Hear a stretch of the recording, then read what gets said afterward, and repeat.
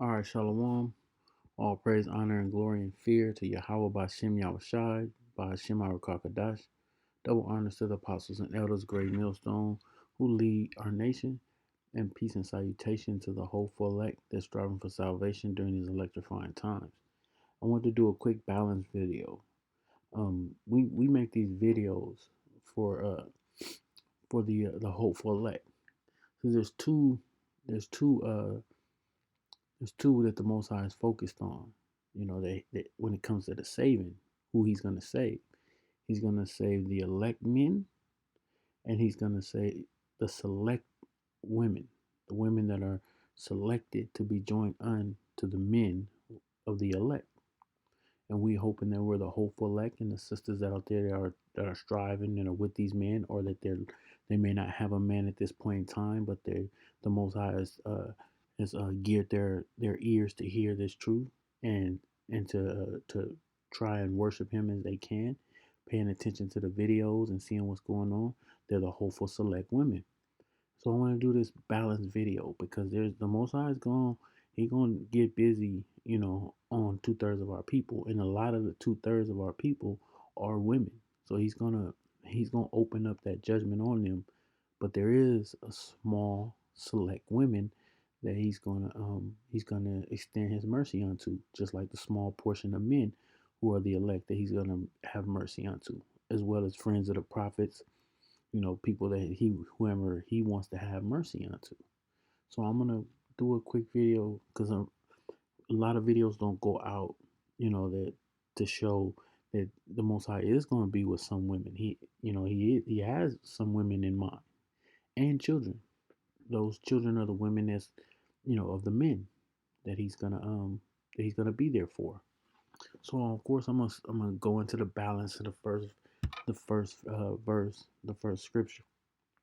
It's gonna be talking about judgment of the women who's not right by the Most High. This is Jeremiah 4:30. It says, "And when thou art spoiled," it's talking about women. "What wilt thou do?" Because right now, women, you're starting to feel it now because of this coronavirus thing that's going on. But for the longest, women, you've been in a state of comfort. You've been in a state of mirth and comfort, and living it up and having having the time of your life. The scriptures talk about that. A woman that's living that fast life. That's they all about the money, and they all about getting dressed up and putting that makeup, that witchcraft on their face. And putting that fake hair, you know, in their head. It goes into how women are, and I believe it's Isaiah the third chapter. It goes into it. That's how the women are. They live in pleasure, and the scriptures tell you that she that liveth in pleasure is dead while she liveth. So, it's going to come a time where you're going to become spoiled. It says, "And when thou art spoiled, what wilt thou do? Thou, though thou clothest thyself with crimson, though thou deckest thee with ornaments of gold, though thou rentest thy face with painting," that's your makeup, your witchcraft, "in vain shalt thou make thyself fair." It's gonna be in vain because ain't nobody gonna look at you. Because right now, women put on that fancy face with that witchcraft makeup, and people, it's kind of like, people fall for them for that, because of their beauty. The scriptures tell you not marvel not at a woman's beauty. You're supposed to have more a stronger mind than that, to not be overtaken by a woman because of her looks. This is, "Thy lovers will despise thee; they will seek thy life," and that's what's gonna happen. Women gonna they ain't gonna care if you was if you was a Instagram model, or if you was, some type of modeling chick, or if you was in a video vixen, or whatever you was, whatever you used your looks and your glamour to get, you know to get by. It ain't gonna matter. It's not gonna help you. Verse 31, it says, "For I have heard the voice of a woman in travail, and the anguish of her that bringeth forth her first child. the voice of the daughter of Zion. It's talking about the nation of Israel. That woman is talking about the nation of Israel, but it's twofold. It's going into the women of our nation as well as the nation of Israel, because 2/3 of our people are, like I said, is going to get caught up in this, and a lot of them are women that bewaileth herself, because it's making a comparison to the pain that a woman that's pregnant when she goes into labor, and the pains that she goes under, or she's the pains that attack her as she's given, for the birth, given for the birth, that bewaileth herself, that spreadeth her hand, saying, woe is me now, for my soul is wearied because of murderers. And that's how the nation of Israel's women that belong unto the 2/3 club. That's gonna be you're gonna have VIP, have VIP section for that murdering that's gonna be taking place. The next scripture is Micah 7:10, and this is a pivotal scripture when it comes to the judgment that's gonna be laid forth for the women of our nation. It says, "Then she that is my enemy," because the women of our nation, you've been the Israelites' man's enemy ever since we went into these curses. You have been our enemy since they've been placed on our back. You have separated from us, and the majority of you have joined ways with the so-called white man, especially the women of the Southern Kingdom. You are all in league with the so-called white man. Northern Kingdom too. You know, y'all y'all know different. Y'all don't stand side by side with with the men of our nation. Our women depart from our men, and then the scriptures tell you clearly that women are the ones who root out foundations. Family is a foundation. You have a man and a woman, which order between the man and the woman is man first, then woman. Then if they have bring forth a child, that child comes in the next line in the order under the woman. And that's a foundation between the three. You have the three legs of that foundation, which the first leg to stand on is the man, which is the head. And women, you fight man for the power. You fight him for the say so. You talk back. You undermine him. If he doesn't make the type of money, because we under these curses that the so-called white man has placed men in and placed the Israelite man on the low totem pole when it comes to, earning wages and having money, and they've given you women these high paying jobs. You've taken a lot of positions away from men. You've taken positions of empowerment. You usurp authority over men. You put in judgment positions, management positions, police officer positions, judge positions, you know, judges positions. You've been placed in these positions to rule power over men in the society. This is what happens in the so-called white man's rulership. But yet and still, you undermine the man because you might be more advanced than him in your career, or in the financial world. You might be making more money, so therefore you believe that you're ahead of him, when the scriptures tell you you're behind him. There's no way that you could be ahead of him, but you place yourself in that position because the so-called man has put you in a position to give you that financial power, that financial grace over this man. And it is just a grace because it's just a small period of time that you're allowed to have this position. But when we come into the kingdom, you will be put back into your rightful position, and you're gonna love it. You're gonna want nothing else but your position that you have. You're gonna look to the man as the position ahead, because the Most High will give us back our power, because it'll be our kingdom to rule. But as in this kingdom right now, you fight the man, and then the so-called white man places his 911 right in position for you to call, so therefore you have physical power over this man. He can't. There's nothing he could do. But that's gonna come to an end. You're gonna have that all stop. And see, there's certain prime ministers and presidents out there in different countries are putting out information to tell women to not agitate their man, because they're not gonna come running for you. They're not. You ain't gonna be able to call during this pandemic. They're not coming out to certain calls. The domestic dispute. Oh, you figure that out yourselves. Officers don't even want to come near because they don't want to put themselves in risk of catching so-called catching the coronavirus to come break up a man and woman arguing. So stop agitating your man because you're gonna have to deal with him at close quarters, and it's gonna get like that even more and more. So so the point is, like, you've become our enemy. You're definitely our enemy. So that's why Micah says, "Then she that is my enemy shall see it, and shame shall cover her, which said unto me, Where is the Lord thy power? Mine eyes shall behold her. Now shall she be trodden down as the mire of the street." Mire represents shit. So they're going to be trodden down like shit in the street, trampled over, ran over, bottom of the shoe. This is what's coming to those proud women, 2/3 women of our nation, that's been placing themselves equal to or above the man and been treating him as such. These are the things that you can look forward to. So what's the balance of that? What's the opposite of that? The, the women that the Most High is going to have mercy upon. So let's get into that. And first and foremost, let's go into Isaiah 13 and 12. Because the man, see, in the society today, women, they think they're God's gift to the world. They think that they're the gift. You know, they think it's like I misspoke. They think that they're the prize, and that they're they're the main, prize of the world. Well, you're not. The prize is the man, and the woman is the gift to the man from the Most High. So it's all about the man.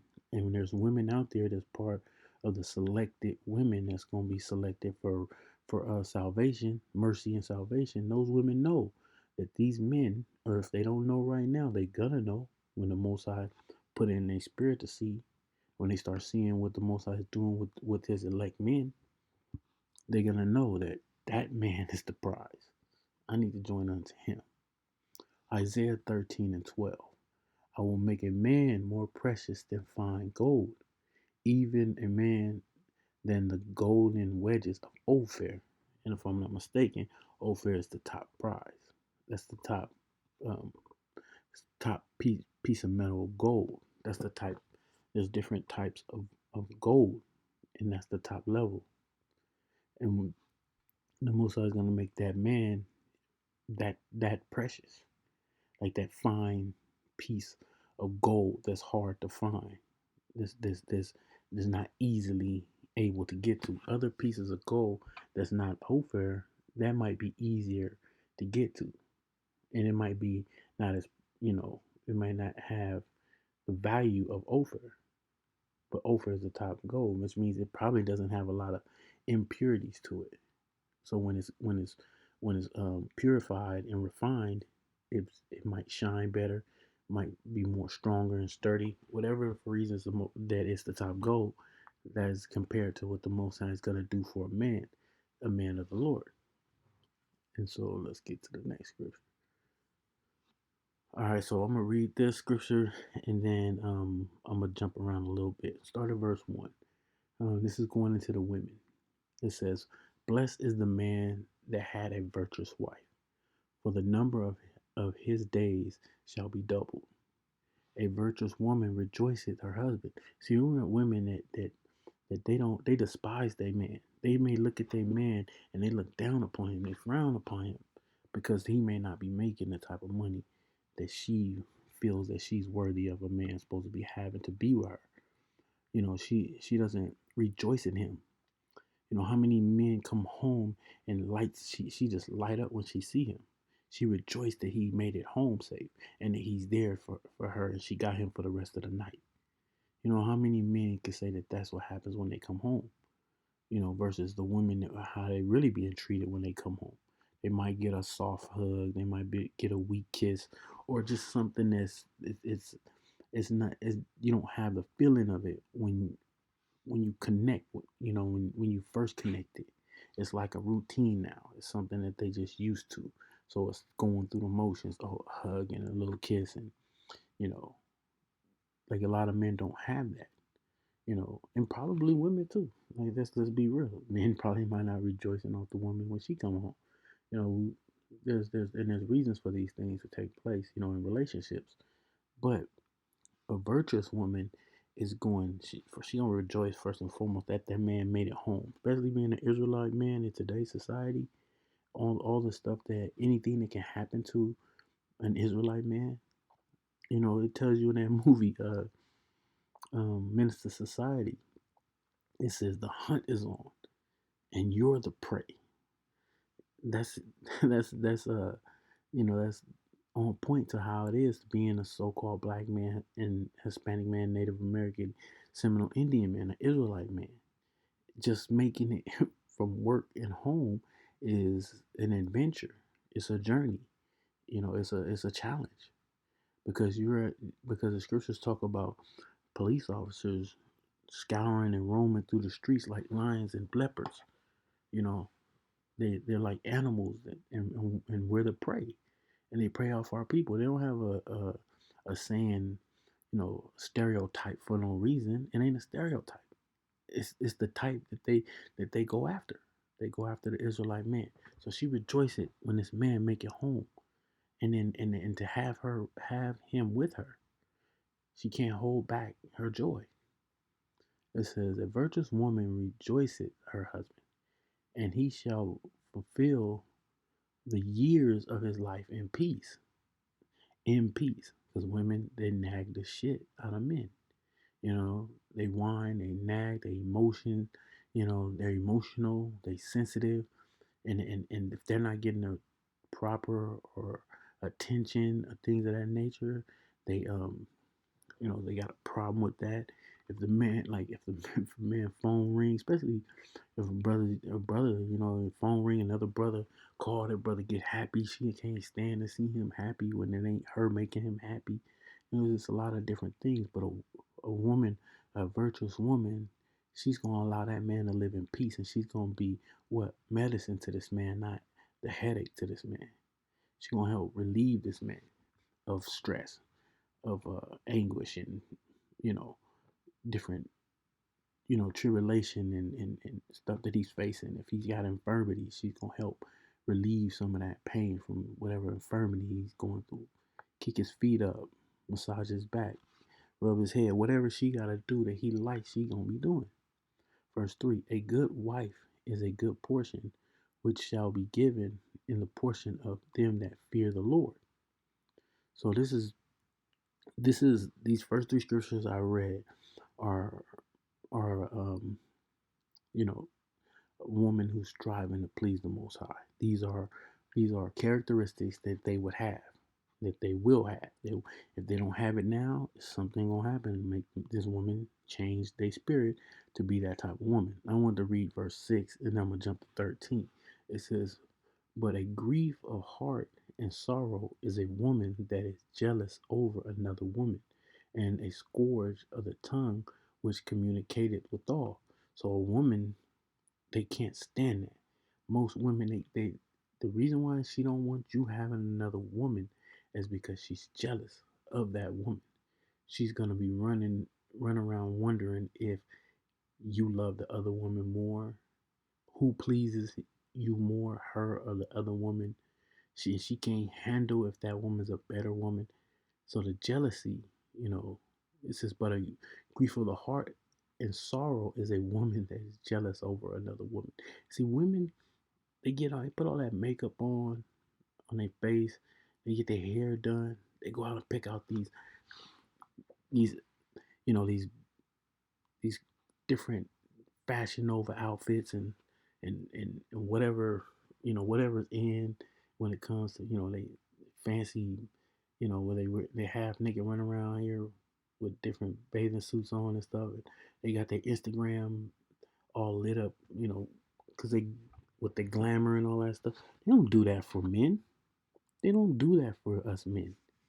They do that for the other women, the competition that's out there. They not getting dressed up for us. We don't need all that. We don't need all that, man. Us most men, we're simple. We like things simple. Simplify. We don't like the complications. We're simple people, man. We're a simple species that you don't need half the shit that you think that you put on to make us happy. Especially when a man come home. If he come home, this woman, she could be, man, brother's gonna get at you. You could be like, women could be looking toe back, and some guys gonna get at her. We don't require you to be in the Fashion Nova jeans, with the Gucci scarves on, or the Gucci glasses on, with the Coach shoes and all this, you know, all that fancy. We don't require it. We don't need it. I mean, hey, we gonna like it if it's on you, if it looks good or whatnot, but it does not require. They dress like that because they competing with one another. They want to outlook the other. When a man takes a woman out on a date, I'm gonna get back to the scriptures, but I'm gonna make this point. When a man goes out on a date with a woman, she's not, you thinking she got all dressed up for you? Hell no, she didn't get dressed up for you. She got dressed up with those tight jeans or that tight fitted dress, or with that with the fancy um with the foundation, makeup, and all that, hair all done like that. That's for when you walking wherever y'all at. If you were walking through the mall, or you going to a restaurant, that other chick that's bad as hell that's there, and she got her ass all busting out, and her chest all up on her damn chin and all this. So the one that's gonna make you turn around, and she got the eye candy look. Your woman is dressed up so that when you turn around and look at that other woman, because like I said, we simple men, and it doesn't take much to get our attention. If another woman's looking good, you sneak and look at that other chick, because that's what you gotta do in this fucked up society. When men are supposed to, by the ways of the Most High, should be able to have multiple women if the Most High blesses this man with that. But in this world that's ran by the so-called white man, is he has a law against it, of polygamy, all these laws that he put in place that you can't be with more than one woman. They call it cheating and all this other bull. That's that's in this man's society. Was not supposed to be that way. You gotta sneak and look at that other girl. But your woman, she's dressed up nice because she wants you to be okay when you're done checking out that other chick. When you turn back with her, that your mind ain't on that other chick the rest of the night. That you got something that you looking at good that's beside you. She competing with that other chick that's there, that's looking good, to make sure that I don't want him to be disappointed when he turned back to look at me, because I'm flamboyant and I'm competing with her. I look just as good as she do. And that's why they dress the way they dress. That's why they do all that. They don't do it for you. They know they got your attention. They want to be able to hold your attention once another woman takes a piece of your attention, because a man's spirit is that he is attracted to multiple women. A man, if men can have it that way, if this was a righteous society, he would have more than one woman. That's how it was in the biblical times. The nation of Israel, all 12 members of the 12 tribes, our forefathers, the 12 tribe men, all came from four different women, not one woman. In the biblical times, it wasn't that way. Men had more than one woman. But in this man's society, these women, they get jealous of another woman. Anyway, so I'm gonna move on, because I got like a few more scriptures. I'm gonna bring this lesson to a close. Um, this is verse 13. It says, "The grace of a wife delighted her husband, and her discretion will fatten his bones." A woman's discretion should be able to read her man. She's supposed to be an extension of his mindset, meaning his vibration is supposed to be so strong and so all over her that her discretion is of his mindset.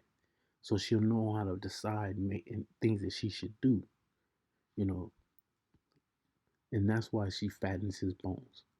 A silent and loving woman is a gift of the Lord, and there is nothing so much worth as a mind well instructed. What did I just say? His vibration will be so strong over her that she's an extension of his mindset, meaning her mind is well informed of instructions from him of how she should be. And a woman of the Lord would love to be that way. She's gonna love being that way. because she's gonna bring that delight and that joy to her man. And that's what a woman's like the scripture tell you. Matter of fact, let me get quick scripture.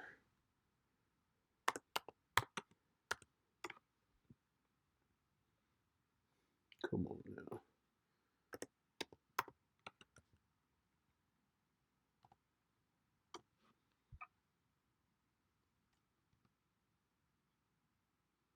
Come on.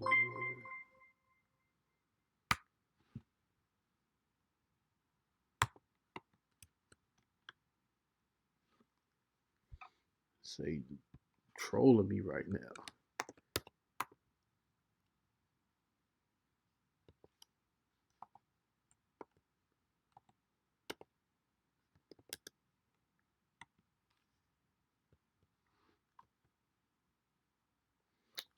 Jeez. Okay, Genesis 3 and 16. It says, unto the woman he said, I will greatly multiply thy sorrow and thy conception. In sorrow thou shalt bring forth children, and thy desire, key word that I'm going into, and thy desire shall be to thy husband, and he shall rule over thee. So when the scriptures go into saying that a silent and loving a woman is a gift of the Lord, and there's nothing so much worth as a mind well instructed. That mind is well instructed because her desires to will be to him, and she don't have a problem with him ruling over her. Verse 15: a shamefaced faithful woman is a double grace, and her continent mind cannot be valued. He won't put a value on her. She's invaluable, which means he wouldn't. There was nothing. It would be nothing he would trade for her. That's how much value she would have with him. As the sun, when it arises in the high heavens, so is the beauty of a good wife, in the ordering of her house. Because that's what a woman is. That's what she does. She manages the house. As the clear light is upon the holy candlestick, so is the beauty of the face in ripe age. As the golden pillars are upon the socket of silver, so are the fair feet with a constant heart. I mean, her fair feet, not just talking about the way her feet look, but spiritually, her steps, her direction, the way she goes, and is with a constant heart, which represents her mind, going back up to her mind, going back up to it being well instructed. So her steps, the way she moves, what she does, and her mind is well instructed of how a man of the Lord is, the man that she's joined unto. Because the scriptures, matter of fact, let's let's get this right quick. I believe it's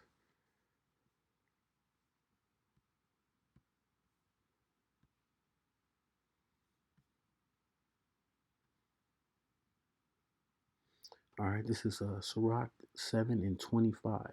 It says, "Marry thy daughter, and so shalt thou have performed a weighty matter, but give her to a man of understanding." So giving a woman is given to a man to understanding, which is why she will be well instructed. So a woman that we talking about in Sirach in Sirach the 26th chapter, and what I just went into in Sirach the 7th chapter, what is in the horizon for a woman like that? Let's get into that. This is Isaiah 4:1. It says, "And in that day 7 women shall take a hold of one man, saying, We will eat our own bread and wear our own apparel. Only let us be called by thy name, to take away our reproach." Man, when this thing goes down, you're gonna have these women, Jeremiah 4, first scripture I went into, talking about the women wearing it, all that makeup and stuff. They're gonna be weary because of the murders. They're gonna be getting trodden down. Let's go back.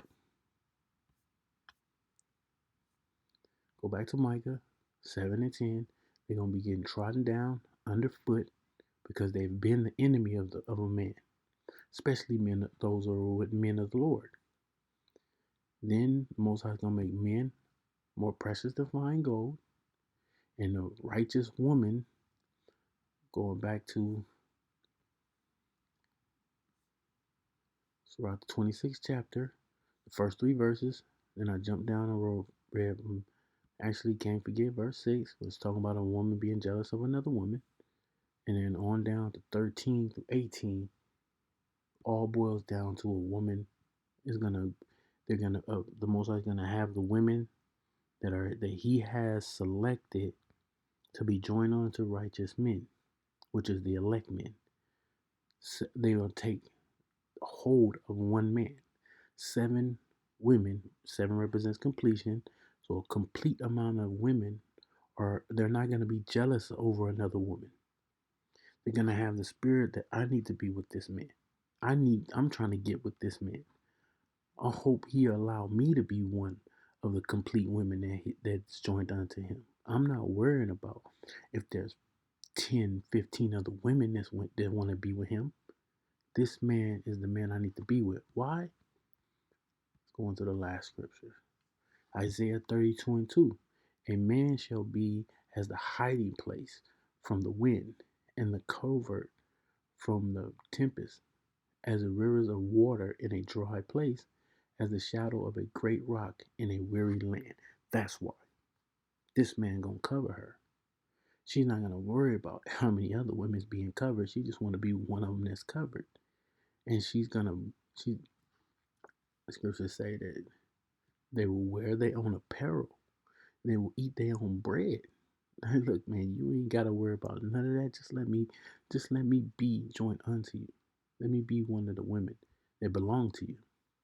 Now let's examine a couple of these words in in Isaiah 32.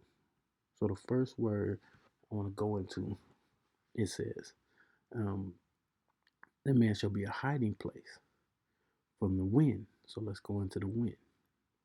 It's from the Hebrew word ruach, which we know means breath, spirit. But when you taking it into context of what the scripture is talking about, let's get the proper definition for what that's talking about. Because it says a man shall be a hiding place. Well, let's see what it's being hidden from. All right, a lot of these definitions are going to go into like, spirit, breath, things like that. But let's scroll down and get the context scripture. I mean definition.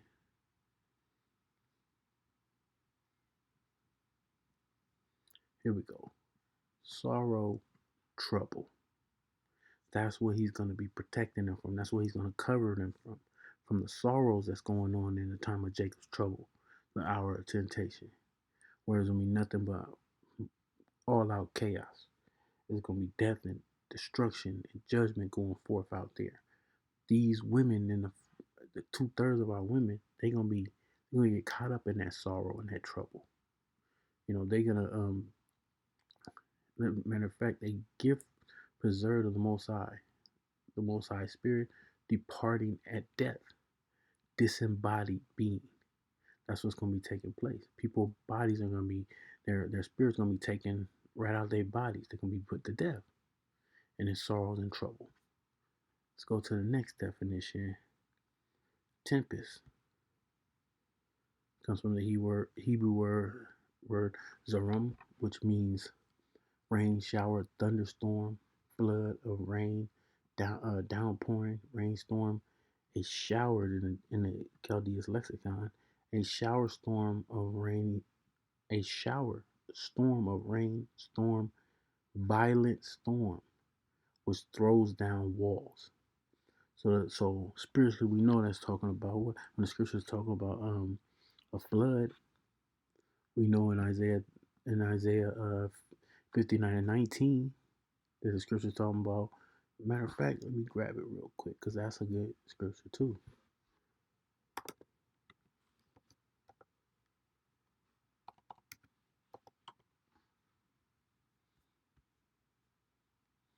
It says, Isaiah 59:19, so shall they fear the name of the Lord from the west, and his glory from the rising of the sun, where the enemy shall come in like a flood. Was the enemy Esau? Esau and his military and his martial law and his FEMA troops and his EU troopers that's gonna come in. They're gonna be coming in tearing people apart. They're gonna come in like a flood. A flood is something that if you're standing somewhere and a flood come, it's gonna overtake you, overpower you. You're gonna go under, and you're probably gonna drown. It's you know it's basically talking about a vicious way that's gonna be um, putting people to death. It says the spirit of the Lord shall lift up a standard against them, and that's what these women that's gonna be taking hold. Seven complete women taking hold of one man is gonna see. They're gonna see that the Most High is with these men. That they protected these men. These men didn't get caught in that flood. Something happened miraculously to protect those men, and they're gonna see that, and they're gonna want in. I want in on that. I want that man. I need him. I need to get joined under him because I've seen plenty of men die, and these men are being kept alive. The Most High is with these men. So with that, I'm gonna bring this lesson to a close. I wanted to do this lesson too because we always get on the women. We brothers make videos, get on women, wicked women, but there's a balance to that. The Most High is perfect balance. The Most High does not like a false balance. So the balance of that is putting out a video showing the women out there that's listening that the Most High put a spirit on them to pay attention and to hear the videos and to listen to the truth and be up on what's coming. Because the Most High has got a man for that woman. He's going to direct that woman's steps to join unto that man. And it's going to be other women that's going to want that man. And if a woman's with a man of the Lord right now, and and you know what the scriptures say, you know you're going to have to share this man. Because men of the Lord, there are plenty of women that the Most High has stored up for them.